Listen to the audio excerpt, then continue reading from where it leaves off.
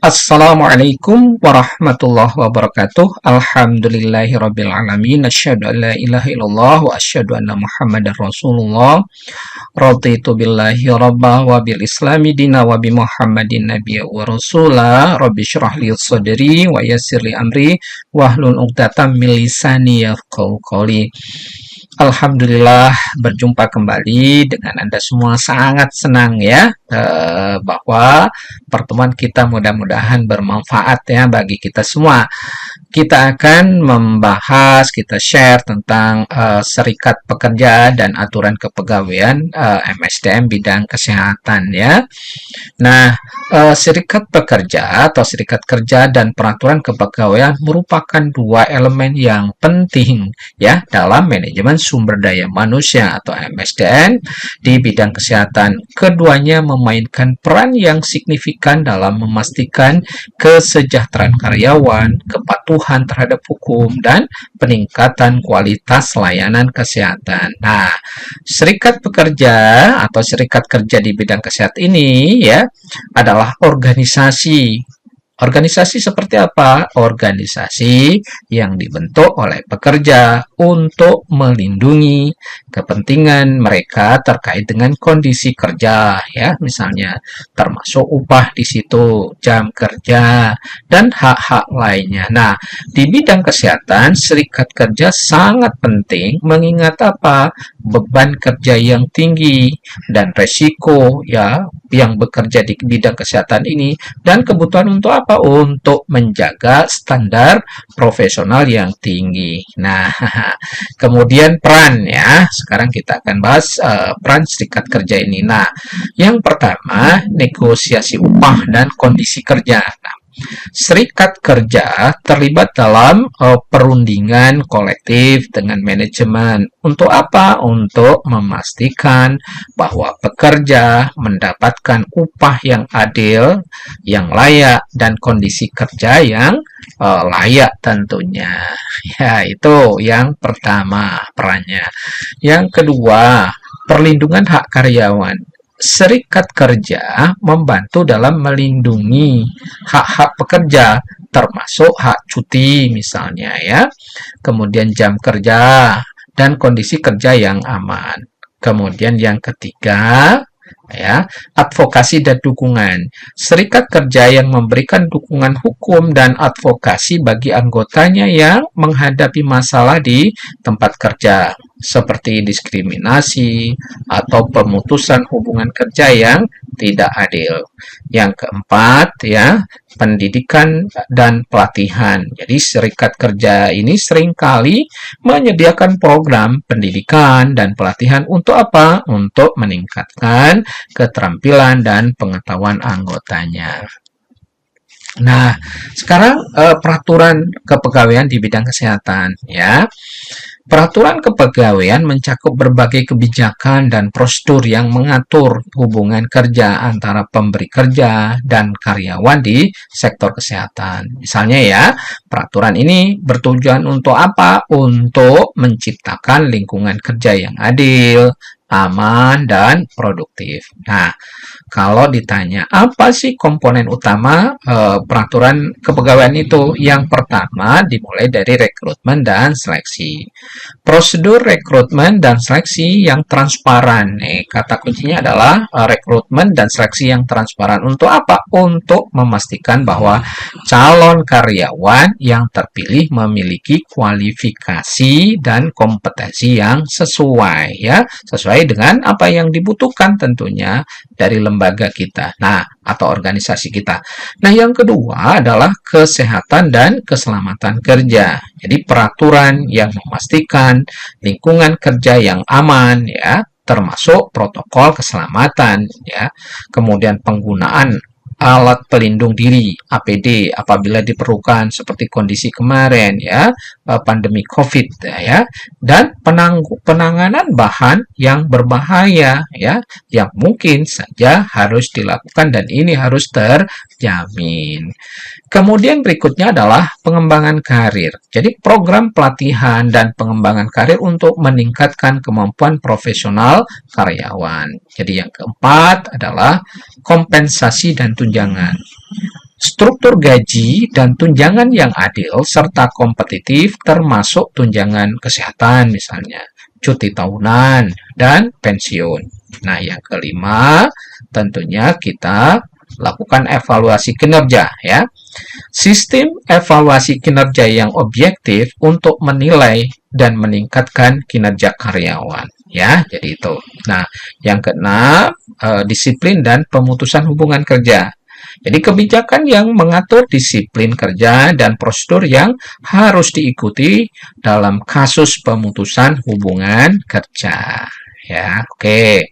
Kita lanjutkan, bagaimana implementasi di Indonesia. Nah, di Indonesia, serikat kerja di bidang kesehatan dan peraturan kepegawaian diatur oleh undang-undang ya, cukup kuat, bukan cukup tapi sudah kuat ya, dan peraturan pemerintah. Nah, beberapa undang-undang yang relevan antara lain misalnya Undang-Undang Nomor 13 Tahun 2003 tentang Ketenagakerjaan, di mana dia di dalam undang-undang tersebut mengatur hak dan kewajiban pekerja dan pemberi kerja termasuk pembentukan serikat pekerja.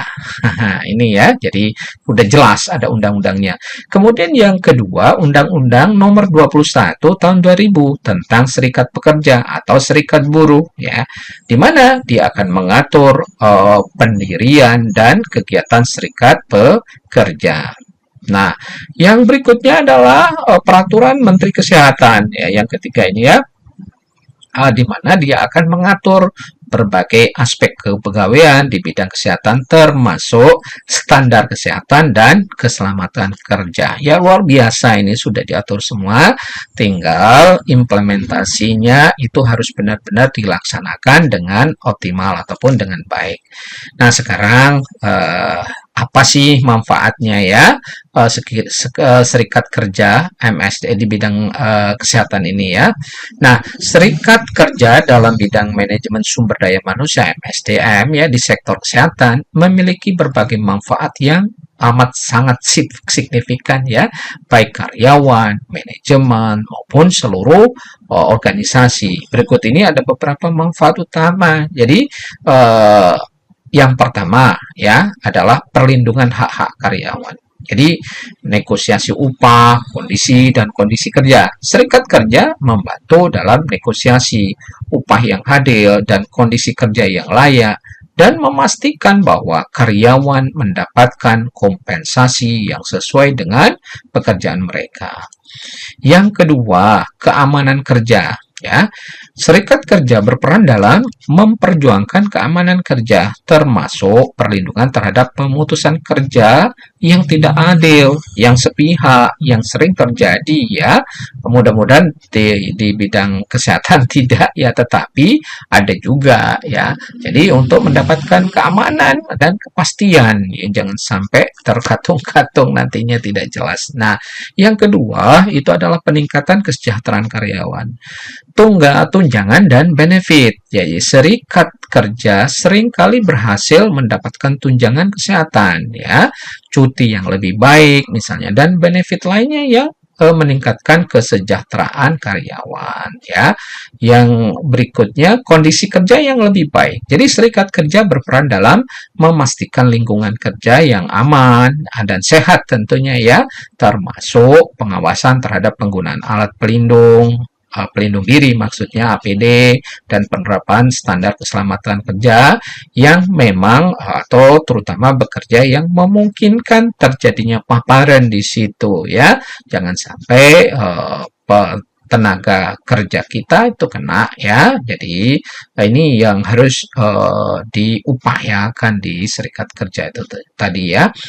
Kemudian yang ketiga, peningkatan kualitas layanan kesehatan. Jadi pengembangan profesional. Serikat kerja seringkali mempromosikan pelatihan dan pengembangan profesional bagi anggotanya yang pada gilirannya untuk apa? Jelas untuk meningkatkan kualitas layanan yang diberikan kepada pasien. Nah, yang berikutnya, stabilitas tenaga kerja. Dengan mengurangi ketidakpuasan dan turnover, serikat kerja membantu menciptakan tenaga kerja yang stabil dan berpengalaman, yang esensial bagi penyediaan layanan kesehatan yang berkualitas.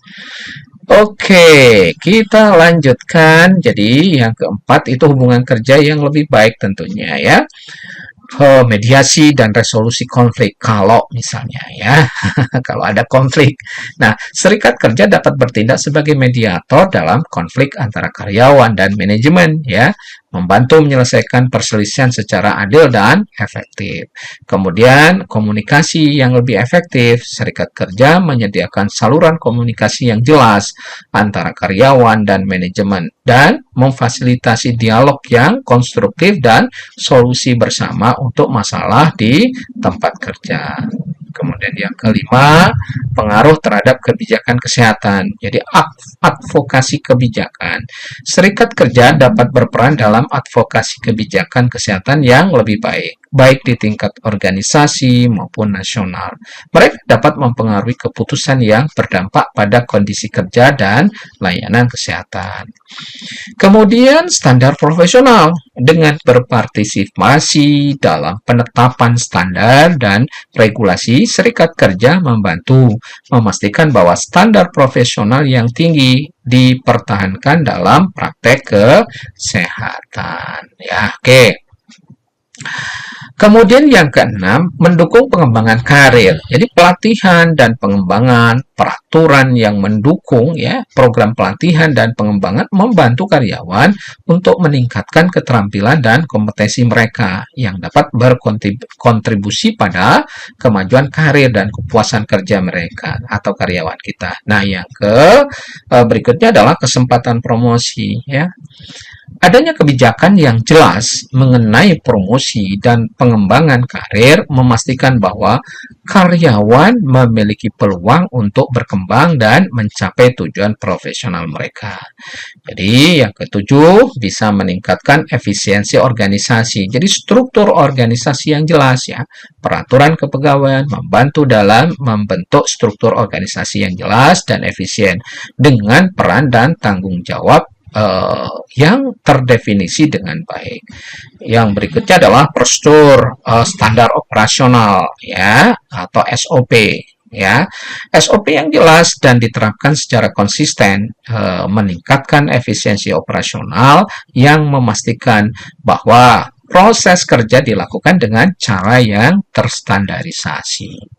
Itulah beberapa hal tentang serikat kerja dan peraturan kepegawaian ya.